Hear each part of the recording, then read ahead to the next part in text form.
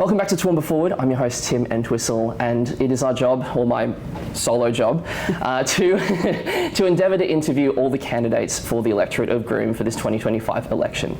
Joining me right now is independent candidate Kirstie Smolenski. Kirstie, great to meet you. Great to see you again. Good to see you again. Yeah, thank you, likewise. Tim. We ran for council back in 2020 together, so. Yes, 5 years ago. Yes. So Kirstie, I want to start by just allowing you a chance to introduce yourself to the candidates, to the voters, and explain why you're running for the seat of Groom, and explain exactly why you believe that you will represent the needs of Groom better than any other candidate. Oh wow, gosh, that's a big question to start off with. That is a big question, very broad, and I'll try and be concise. Sure. So, why am I running? There's a number of answers there.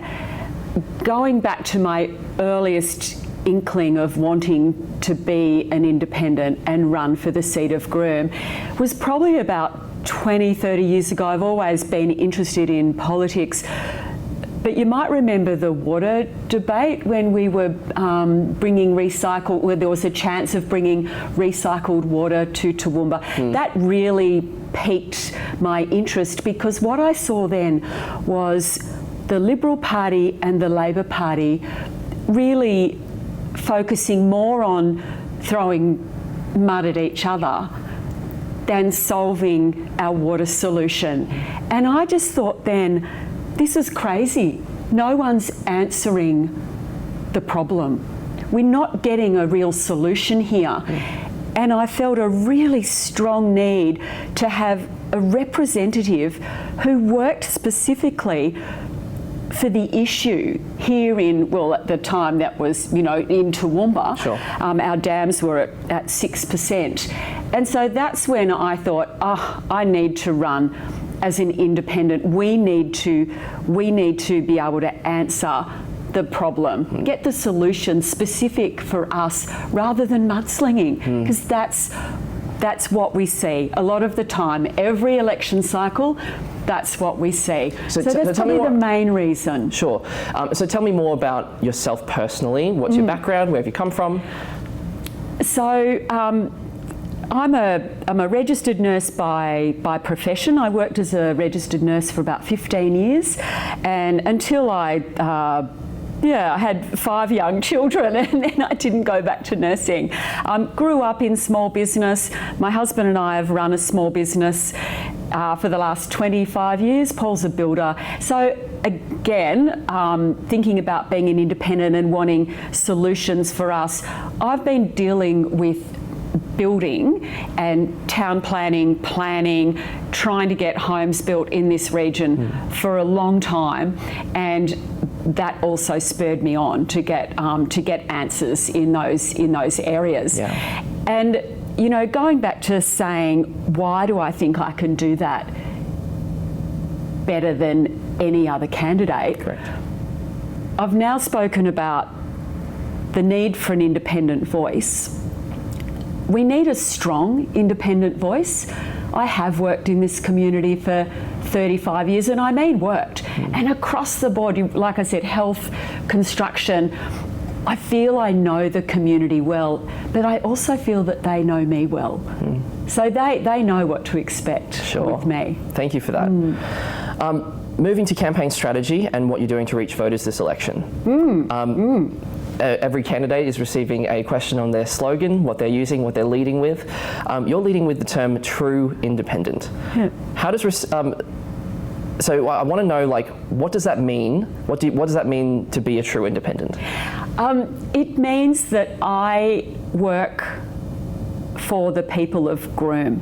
I am only beholden to the people of Groom. I'm the only candidate who doesn't take, I refuse corporate donations. Now, I've had that as part of my policy for the last, since I ran last time, so 4 or 5 years. So I refuse corporate donations, and I do that because I believe that all big money needs to be removed from politics, because that's what's running the country at the moment. I firmly believe, and I think I can be backed up by, a lot of data here, that big money in politics is what's running policy, and we need policy for the people. So I am a true independent. I refuse corporate donations from any sector, and I also have capped personal donations at $2,000. No one is telling me what to do and say. No one, I'm beholden to no one except the people of Groom. Okay, appreciate that. Because obviously this is a big conversation with the other independent that's in the race, who's accepted money from Climate 200 to start their campaign. I want to ask you, in a hypothetical where you were given the opportunity to receive that money from Climate 200, would you have taken it? No.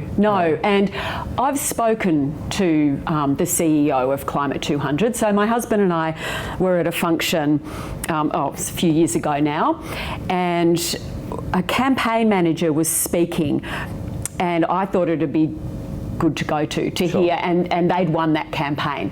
So we went along. It was actually a free function and free beer. So my husband thought, that'd be fun. We're at the Gold Coast, and so we went along. And I thought I'd introduce myself, and I did introduce myself because as fellow independents, that's great. That's they're talking about independent politics. It's different to mine, but we're fellow independents.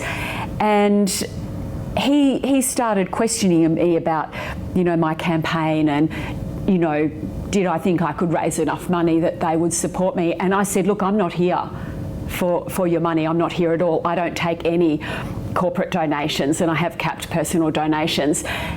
And I don't actually believe that's what the people of Groom want either. So I don't want it.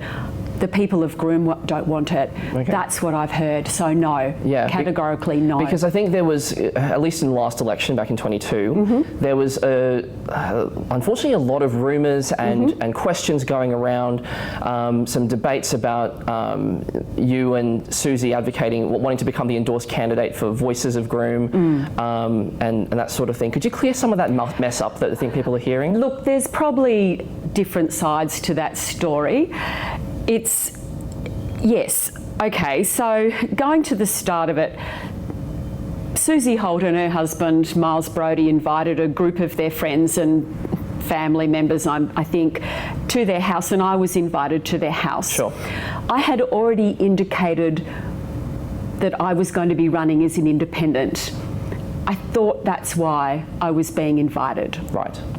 It was very clear in that Sunday afternoon that Miles and Susie were interested in starting a Voices of Groom, and they steered the conversation very much towards the Climate 200 values. Now, Climate 200 was very new in that case. And that was okay, but I left that meeting understanding that group that they were creating was going to support one of them. Okay. I was very clear about that. Right. Even so, like I said, that's fine. I don't mind if there's 2 independents. I don't mind if there's 3. I like independent politics. Sure. And that creates that competition as well and gives people a choice. So it did get a bit... You've never applied for any Climate 200 funding before? No, never. No, never. Okay. Look, I was invited. So the Voices of Groom was created. There was 30 or so members. I don't really know. And they invited me to speak at the forum. Yeah. Now I had 2 options. I could say no, because I knew that it was Holt's group, that they would endorse her. Sure. Or I could say yes, to actually speak to the community members who weren't aware that this wasn't particular community group. And there were a number of those. Sure. And so I did go and speak, knowing that the voting was actually restricted to the original members. Sure. And that's fine. This was their group. That was fine. But I felt that the community should have been told that.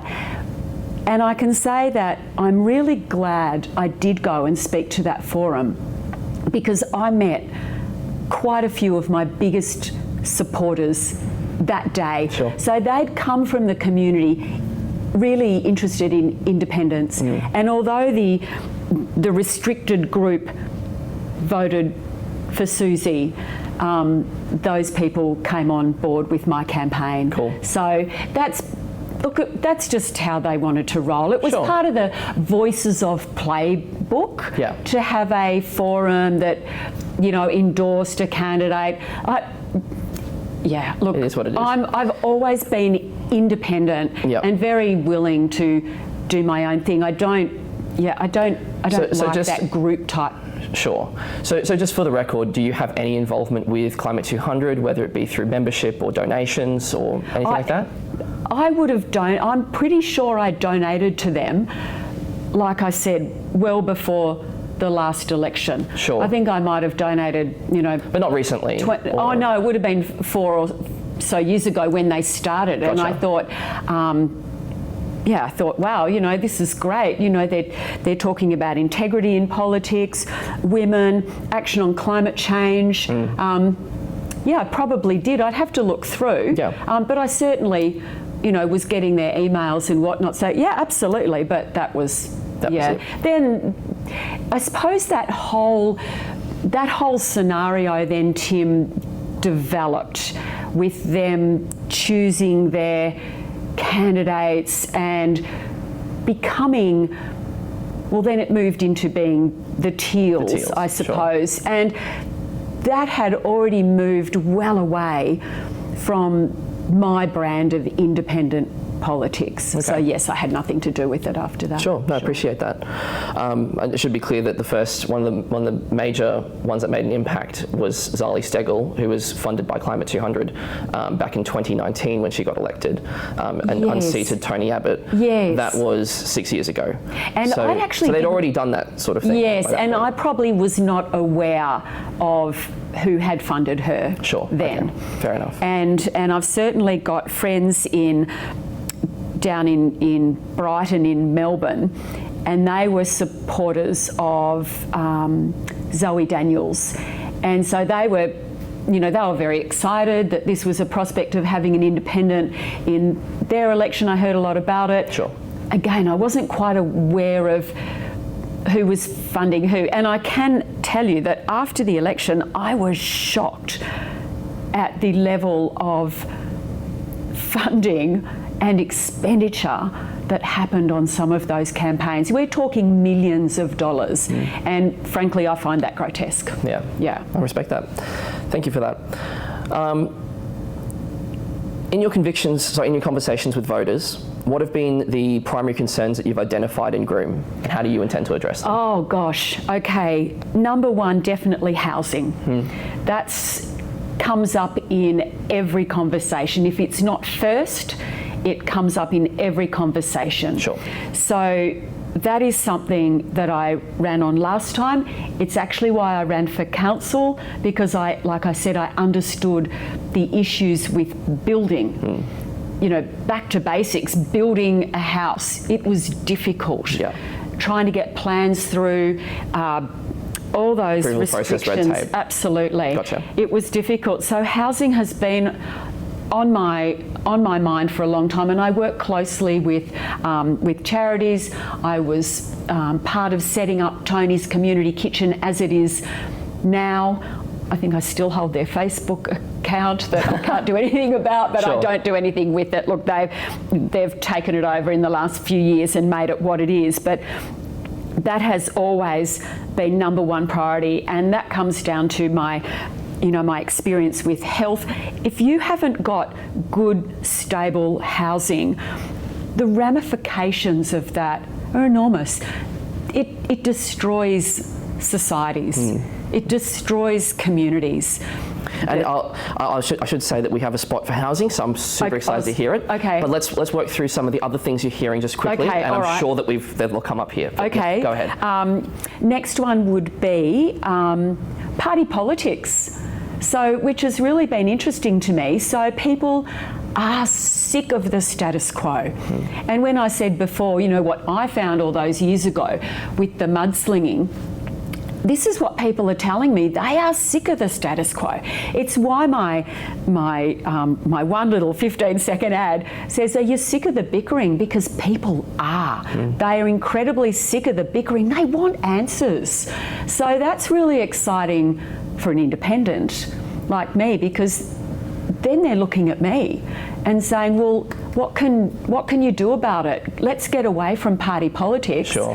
What can you do? So that's a big deal. And a part of that also, Tim, is integrity, with not just the bickering and the mudslinging and the propaganda, but then the lack of integrity that they're seeing. People are getting wise to the fact that, it's a 3-year election cycle. And so all these promises are made coming up to the election, and then they're all forgotten. Yep. And so that's really big. And of course, cost of living is in there as well. Sure. And cost of living, and we all know that. And so we're talking about, cost of energy, groceries. Transport is huge, and not just transport that I'm focusing on, which is the passenger rail to Brisbane, but just transport around the region. Sure. So, and then we're coming into state issues, but when I'm asking people what their issues are, they're just obviously telling me all of their issues, and just bringing up children in this day and age, when most of the money's going on the rent, mortgage, insurance, energy, all those bills. Can we get a holiday? Yeah. Gotcha. Do both parents have to work? Yes. So just addressing those typical cost of living measures and affordability, quality of life stuff. Appreciate that. Thank you. So just briefly on the fast passenger rail from Toowoomba to Brisbane, it's one of your flagship policies. You Definitely. support it. What do you think that you'll be able to do differently in terms of getting it through that the current paradigm, the current party has not been able to achieve? We're back to the reason that I'm also running, and I was talking about being an independent, but the fact, and it's the fact here, that we have voted the same way for 125 years. So we have had, we've voted in a Conservative government for 125 years, or a Conservative member of Parliament, I should say. It means that we're one of the safest seats in the country. Now, safe seats like ours, it's statistically proven, receive up to, a third of the funding of marginal seats. And an example of that, Tim, is that at the moment, down in Western Sydney, both the Albanese and government and the Dutton opposition are both offering Western Sydney $1 billion to upgrade their rail. Now, an independent, Di Lee, she did win a seat in Western Sydney. If they can be offering, both wanting to go after Western Sydney, offering them $1 billion to do it, then that's what I'm going to try and do here. We get forgotten, we get taken for granted. It's pork barreling, but unfortunately that happens. And I want to try and get rid of that. If we became a more marginal seat, if I could win this seat as an independent, I would have so much more leverage to bring that funding that we deserve here to the region. Thank you. So just in general, what do you believe is causing the cost of utilities, groceries, and everyday living expenses, even electricity, to go up? And what will you do to address those? Look, there's so many factors here that starts with energy costs. And look, energy costs are a huge part of it, because that's underlying everything that we do, all of our manufacturing. It's also got to do with manufacturing, what we're producing here, what we're needing to import, etc. And I could go way back to jobs and growth and unions. And look, at the moment, there's not really one thing, but definitely energy is one. Let's put it at that. Price of fuel, price of energy. Gotcha. What can I do about that? I would look back again to big money. Number of issues. Big money in politics, donations, lobbyists. So it's not just big money; it's also lobbyists in Canberra, in Parliament House. It's why I don't take any corporate donations. I won't be bought by anybody. Example, at the moment, it's about 46% of gas that is being exported, dug up. We all own it. We're all Australians. Dug up and exported. No royalties are being paid on that. No royalties at all. Yeah. So those companies are selling all that gas overseas, and us as Australians are buying it back at world market prices. And I should just also quickly just stop down on that, because that is actually a big election issue that a lot of people are raising. Yes. Would you support fixing the tax system so that those large multinational companies pay their fair share in tax? I would. Or do you think they're paying their fair share in tax? I shouldn't beg the question. I do not think they're paying their fair share in tax. Sure. I am adamant that if I was elected as the member here, that would be one of the first things that I would look into and research on. Sure. And I mean, it's part of why, I've just finished a law degree. I've been studying part-time for 7 years. I was really adamant that I needed to understand policy and legislation. I think that would be really helpful in being a member of Parliament. And I want to get to the facts, Tim. I want to be able to research it, understand absolutely what's happening, so we can change that. At the surface, the research that I've done at the moment, there's a lot of work to do, and I don't think that they're paying their fair share. Sure. And I think we should, and I think that would be the number one start of bringing down the cost of living for Australians. Thank you for that. Just in that topic of energy and that sort of thing, do you support nuclear? I support nuclear as a concept, as a clean energy. The byproduct is not insignificant, and I don't think that the byproduct of nuclear power has been spoken about. Sure. And I think we need to be able to have a decent conversation. Let's not just sweep it under the carpet like it doesn't exist. It does. On top of that, again, my own research, and I'm, like I said, really busting to get down there and have more resources at hand, so I understand more of what's happening and the reality of the situation. But from what I've found, it is incredibly expensive. We have not built anything like that in Australia at all, so it's incredibly expensive. Have we got the build power? Have we got the money? Have we got the time? On top of that, Tim, and this is what I do say to people, Acland Mine was held up in the land courts, environmental land courts, for 10 years. Yeah. Nuclear is not even legislated for. Yeah. The states are against it, and these are realities. This is not me supporting my position. These are realities. I think that there would be so much time wasted, and I'm really concerned about the cost. Gotcha. Our children can't afford to buy a home. We've got an enormous debt at the moment, countrywide. I just think it's too expensive. But I'm happy to have that conversation. Sure. Okay, I appreciate that, because so I'll ask a follow-up then in that case. So let's say it's on the table to at least unban nuclear from Australia, so that there can be a conversation to be had to run those sorts of questions, to bring it to the public. Would you support lifting the ban on nuclear? Not necessarily, and that's before any discussion about legislation or anything like that. I would, but there would have to be a condition, and all big corporate dollars and lobbying would have to be removed from Parliament first. We need to know that this would be done for the best interest of Australians and not for the mining companies or the other people who are going to profit from that. So I would put conditions on that, and I would also, like I said, need to see a lot more research about the byproduct.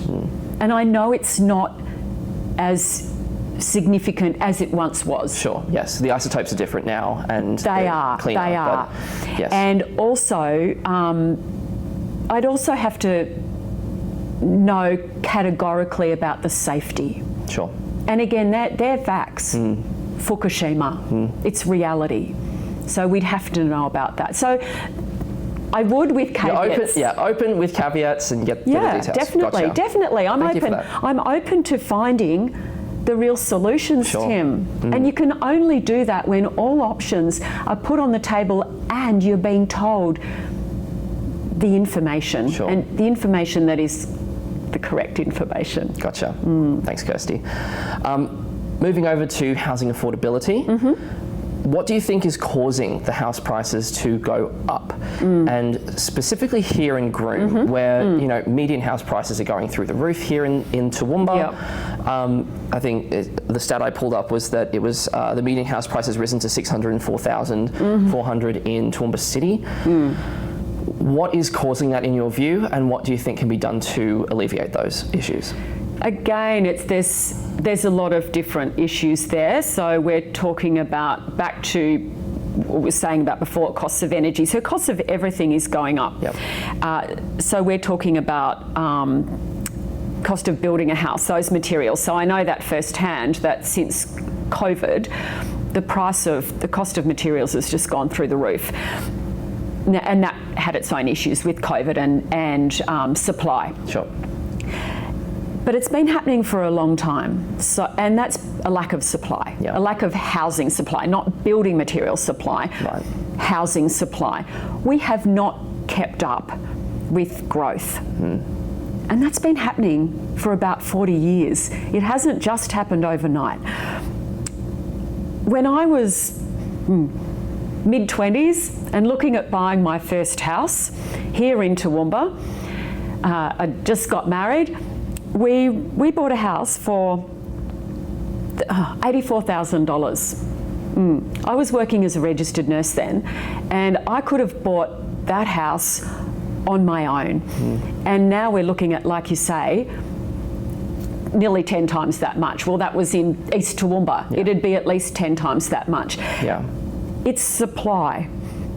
We've had population, we've had a lot of growth here. Our population is still growing. We are actually one of the fastest growing areas in Australia. We just haven't kept up with the supply. And what I want to ask now is just that idea of the demand side of things, because there is a discussion from both the Liberal and the Labor Party to reduce immigration, because they've decided that that's a very large contributing factor to the demand. And I think there's some truth to that, in the sense that Labor brought in 1.4 or 1.8 million. I'll give the exact number in the stats in the past 5 years. Do you see reducing immigration as part of your conviction or ability to bring down house prices or make them more affordable? It's certainly part of the equation. We're talking about a supply and demand. I mean, that's pure economics, isn't it? That graph, it's pure economics. So you've got to look at both sides, and so that's a demand. That's a demand side that's pushing up those prices. If we were to lessen immigration, I'm not convinced that would make any immediate difference. We've already got the problem. So stopping or reducing more immigration is not going to make a huge difference. It might be 1 or 2%, and I've read different stats around that. So it's a very small part. I would say a very small part of the answer. What I also would like to say about that is that we rely on immigration for so many other things: healthcare, our agriculture sector.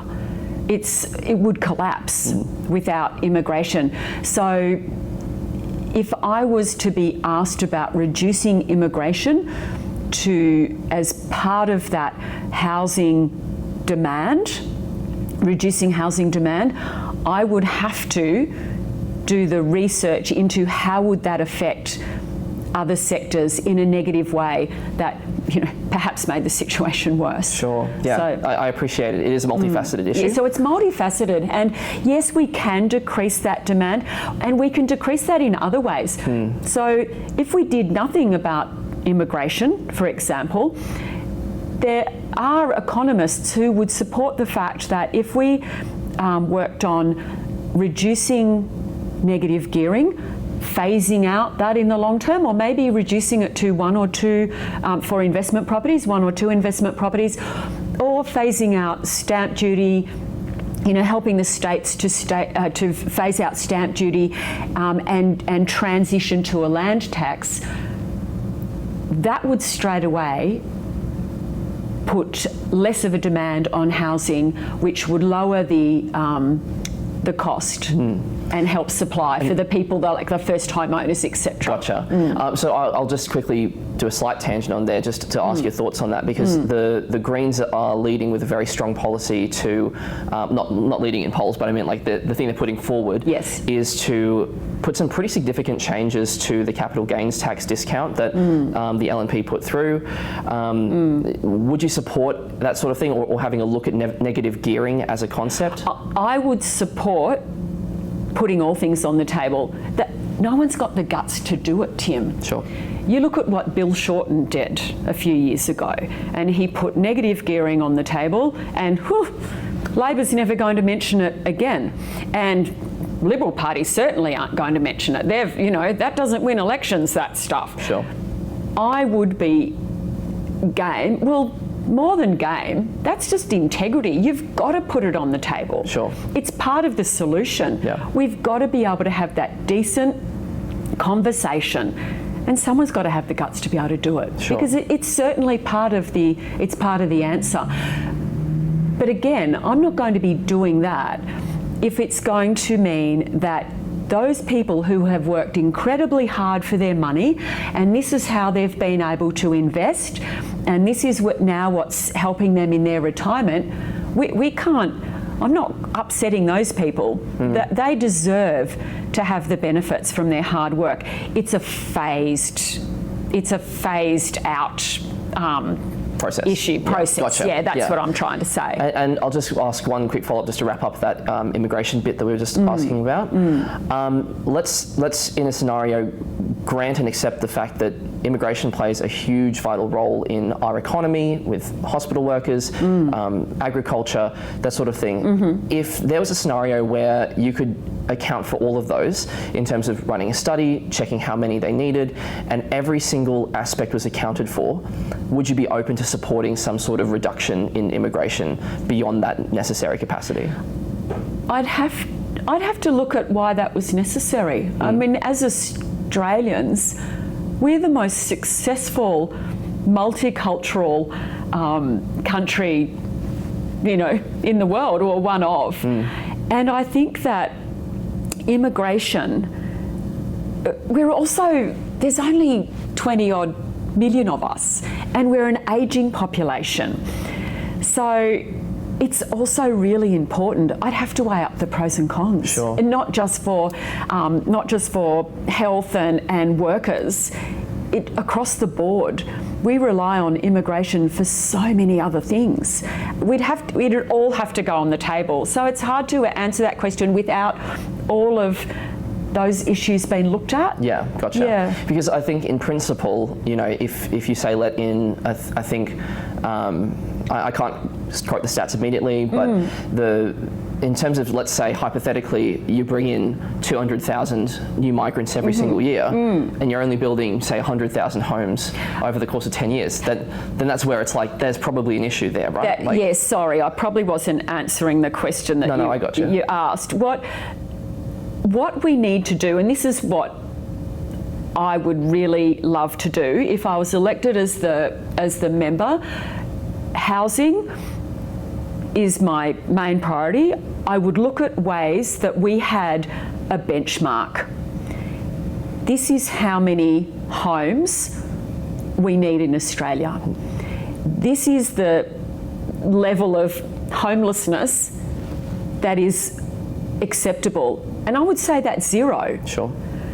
So we would have to fix the housing crisis, increase the supply, and maintain a supply that could house the people that then we needed to come into our country for all those reasons that I've just spoken about.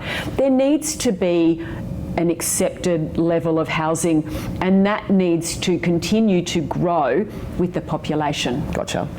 And I'll ask you this as well, in terms of, because obviously if you get elected and you are in this position where you're going to be making some big decisions about how to advocate for Groom, how to get some deals over the line.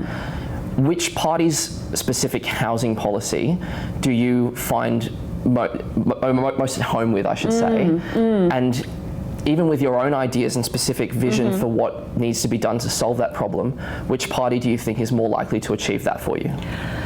Oh, Tim, honestly, they've both brought out their policies, their housing policies in the last couple of weeks, and I think they're both woefully inadequate. I'm actually quite stunned. Here's a opportunity here for both parties a few weeks before the election to put everything on the line, put all the answers on the line. They've got like these one-hit wonders that they're not going to solve the solution. We've got, on one hand, they're not going to find the solution. They're not going to solve the problem. On one hand, we've got, the Liberal Party talking about that. So it's just they're one issues. Yeah, I could say that for both Liberal and Labor. I'm not going to really pick on either. They're just one-hit wonders. Sure. They're not putting every possible answer forward, and Australians expect that, and Australians deserve that. Gotcha.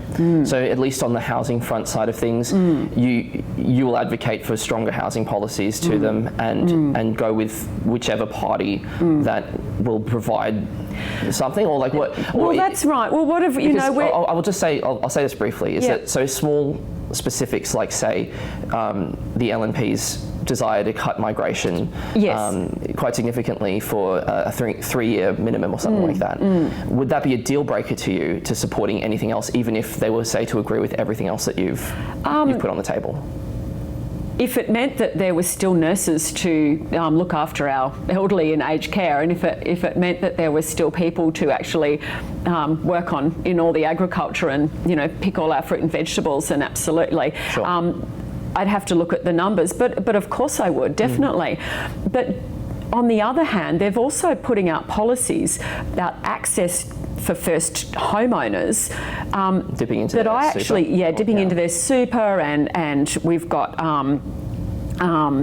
what's the other policies about the deposit that they need to pay, etc. They're actually possibly going to push the price of housing up. So I don't like their policies. I think on both sides, their major policies for housing has the potential to actually increase housing prices. It's not what we want. Yeah, that's interesting you mentioned that, because it seems like a lot of the policies that they've introduced certainly help young Australians to get into the market. Yes, they do. But that does create more demand. So it will. Yeah. So that'll override. I think that increased demand will override the gains that they've had in the first place to be able to get into the market, and then they're going to be locked in to an incredibly expensive commodity for a very long time. Sure. And that's affecting their cost of living and their ability to live a decent life. Yeah, no, I appreciate that. Next question is still down that party politics sort of thing. If you secure the seat of Groom, you may become a deciding vote for which major party will be able to form government in a hung parliament. who will you be siding with in principle right now if that was the case?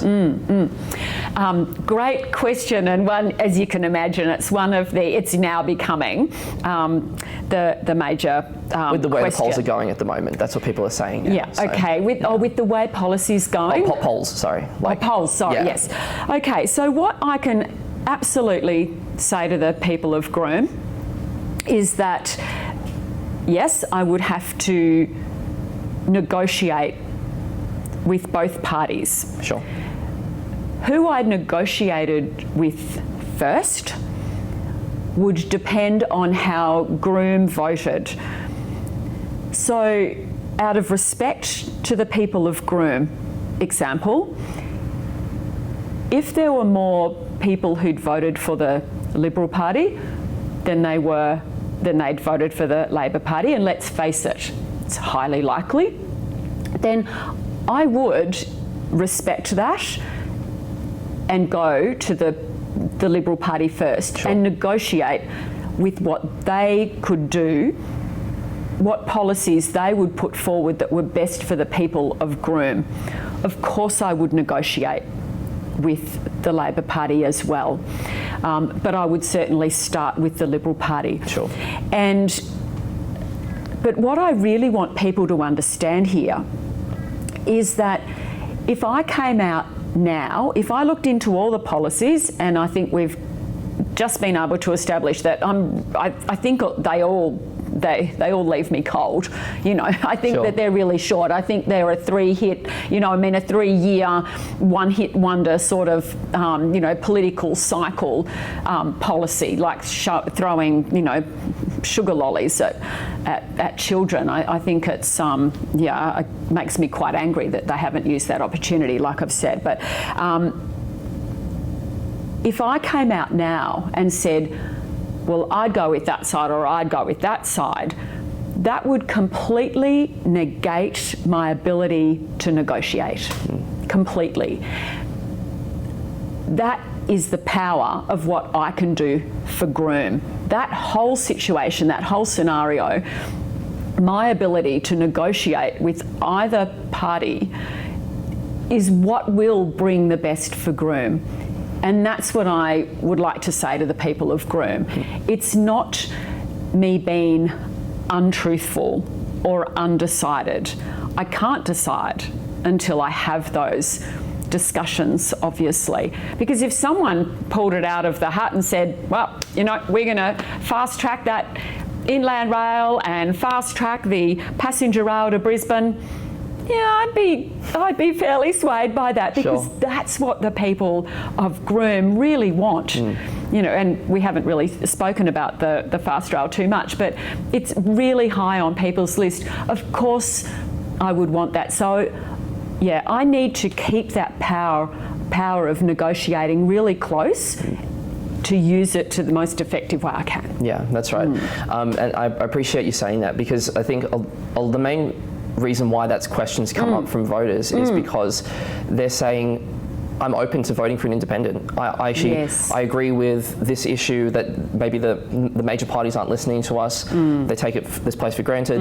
The only thing is, I need to know which political party will be voted into power. Yes. If I vote for you. Yes. And you can see where people are coming from. Absolutely, I do. And Sure. what I like to say to people then is that I completely understand that.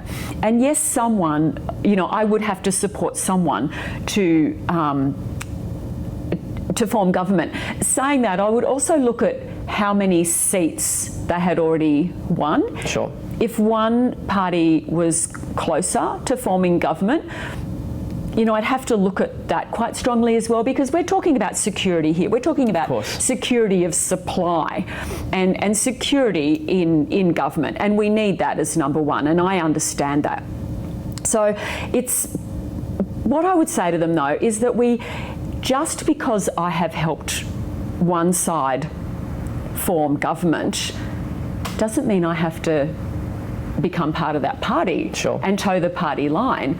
I still would vote for the issues that were more beneficial to the people of Groom, plus the rest of Australia. Sure. You know, but I would say Groom first, then Australia. That's why I'm standing, you know, as a representative for Groom. Of course. So I would have that, and that is also a powerful thing, that even though that party was in power, they've also got to put their policies through in a hung parliament with a minority government. Yes. So it, again, very powerful. Yeah. So in that situation, it's more the policies passed is more important than the party in power. Gotcha. Does that make sense? I hear what you're saying. Yes. No, thank you for that. I want to switch gears now to the topic of Indigenous issues. So during 2023's referendum to enshrine an Indigenous voice to Parliament in the Australian Constitution, Groom voted no, with 76.3% of Groom disagreeing with the proposal. Do you feel comfortable sharing how you voted personally during that referendum? Of course. Yes, I think that's well documented. Sure. I voted yes. My decision was based on the fact that a referendum had been called. Yep. For a start. I felt that should have been pulled off the table as soon as the opposition didn't support that. The Yes campaign had, they went back on their support for a voice to Parliament. I thought it should have been pulled off the table. Right. And I thought that because what I mentioned before was the water debate. Yep. In that situation, when you've got one side saying yes and the other saying no, the only people that we get nothing, and the people who miss out are the people, the people who are hurt are the people who it's affecting, and I knew absolutely that debate would be incredibly uncomfortable for our Indigenous people who have already got so many issues that we need to work on, and I thought it wasn't fair. So I'll ask this question as we'll set up for the next section, because based on that, I'd love for you to explain how you're going to advocate for Indigenous issues here in Groom in a way that is that respects the decision that Groom made back in 2023, while also advocating for those issues that Indigenous people care about. That's easy for me too, I suppose, Tim, because the whole reason that then I promoted that yes vote was because I thought if we're spending all these millions of dollars on a jolly referendum, I want to make it worth that. Sure. And for me, it was about closing the gap. So I work as an assistant nurse at the moment. I'm redoing my nursing registration. I am well aware on the health gap that we have between Indigenous and non-Indigenous. It is not acceptable. It is not acceptable on any level. And successive governments have continued to fail to close the gap. And I felt that having a voice to Parliament where the Indigenous people could advise us on how can we do that, sure. Then I felt that would be beneficial. Without a voice to Parliament, we can still do that. Sure. So that would be my advocacy, Gotcha. is continuing to work really hard to understand the issues that are preventing us as a nation from closing that gap. Gotcha. Thank you for that. Now just switching over to foreign policy, which I think is a big issue that's on a lot of people's minds right now. As the federal member for Groom, you will be the primary advocate to Canberra around foreign policy issues. Now, to be clear, in terms of going to war and that sort of stuff, you don't have that power in federal government. No. The Prime Minister has that ultimate authority, but you will be the one that people will be speaking to about it. So, with a large evangelical Christian population here in Groom, along with a growing Muslim community, where do you stand on the war in Gaza? And do you support continuing to provide military, I should qualify that. Do you support the Labor Party's position of not providing military aid to Israel and pursuing on the foreign stage, on the world stage, a ceasefire deal? I would say, once again, without the privilege of all the information that would be offered to me as a parliamentarian, I would say I do support that. Sure. I support human rights, Tim. I support the sanctity of human rights. After World War II, the United Nations was created so this would not happen again. That this grotesque violation of human rights would not happen again. And I would support any proposition put forward that would support human rights. Sure. And that's for the good of humanity. Yep. Appreciate that. Just to follow up on that too, and perhaps you've already answered the question, but what's your stance on providing military aid or funding to Ukraine? And more specifically, would you support anything that would require Australian troops to be involved in the Ukraine war? I would find it difficult, and I'd say once again, without the privilege of parliamentary information that I don't have, For sure. and I none of us have as non-parliamentarians, I would most likely not support our troops, Australian forces, being deployed in Ukraine. Sure. I would support staying away from that conflict. However, supporting where we could. Once again, talking about human rights. People should have the right to live in their country free from hostility and invasion. Sure. And I would support any measure that promoted that. Sure. Thank you for that. In the next 3 years, it's going to be a trying time when it comes to relations between China and the USA. And this is a very pertinent Groom issue right here. Mm-hmm. China accounts for up to 35% of Australia's total exports. Mm-hmm. And specifically here in Groom, we are exporting billions of dollars of beef, mm-hmm. cotton, barley, mm-hmm. and timber to China. Mm-hmm. So if elected, will you be prioritising a strong relationship with China by aligning more closely with their goals or interests? Or are you going to be trying to find a way to have a strong, productive relationship with the USA despite the tariffs that have been levied against us? I guess what I'm trying to ask is, how do you strike the balance in that relationship and make sure that all parties are happy? I honestly don't think I don't think anyone could actually answer that at the moment, Tim. It's so volatile, and until the USA, until hopefully they can settle down with some sort of stability, and I have full faith that will happen. It's not quite happening now, but I have full faith that will happen. Sure.